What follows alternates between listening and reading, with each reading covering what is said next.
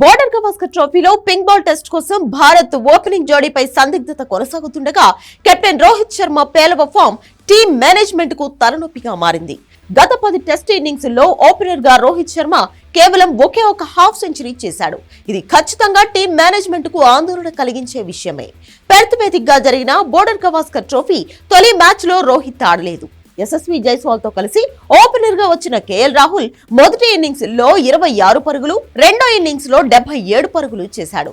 తొలి ఇన్నింగ్స్ లో 0కి అవుట్ అయిన జైస్వాల్ రెండో ఇన్నింగ్స్ లో 161 పరుగులు చేసి రాహుల్ తో కలిసి తొలి వికెట్ కు 201 పరుగుల భాగస్వామ్యాన్ని నెలకొల్పాడు. దీని తర్వాత ఆస్ట్రేలియా ప్రైమ్ మినిస్టర్స్ 11 తో జరిగిన ప్రాక్టీస్ మ్యాచ్ లో రోహిత్ 4వ స్థానంలో బ్యాటింగ్ చేశాడు. ఆ మ్యాచ్ లోనూ 3 పరుగులకే అవుట్ అయ్యాడు.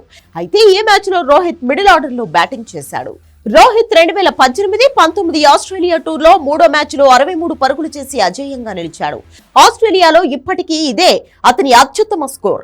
టెస్టుల్లో రోహిత్ మిడిల్ ఆర్డర్ లో ఆడడం ఇదే చివరిసారి. ఇప్పుడు కాన్బెర్రాలో జరిగిన మ్యాచ్ లో యశస్వి, కేఎల్ రాహుల్, శుభ్మన్ గిల్ మరియు విరాట్ కోహ్లీ తర్వాత రోహిత్ బ్యాటింగ్ కు వచ్చాడు.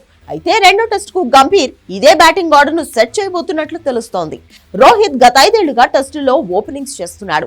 ఈ ఏడాది మార్చిలో ధర్మశాలలో సెంచరీ చేసిన అతను ఆ తర్వాత 10 ఇన్నింగ్స్ లో ఒక అర్ధ సెంచరీ మాత్రమే సాధించగలిగాడు.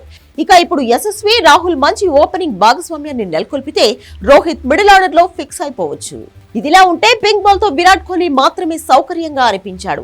గత మ్యాచ్ లో సెంచరీ సాధించిన విరాట్ కోహ్లీ మినహా నెట్ లో ఏ బ్యాట్స్మెన్ కూడా కంఫర్ట్ గా కనిపించలేదు. మహమ్మద్ సిరాజ్, జస్ప్రీత్ బుమ్రా, ప్రసిద్ధ్ కృష్ణ, నవదీప్ సైని, త్రోడౌన్ స్పెషలిస్టులు భారత బ్యాటర్లను చాలా ఇబ్బంది పెట్టారు. మ్యాచ్ లోనూ ఇదే పరిస్థితి కొనసాగితే పెద్ద సమస్య ఎదురవుతుంది. ఈవినింగ్ టైంలో పింక్ బాల్ ను సమర్థవంతంగా ఎదుర్కోవడం అంత ఈజీ కాదు.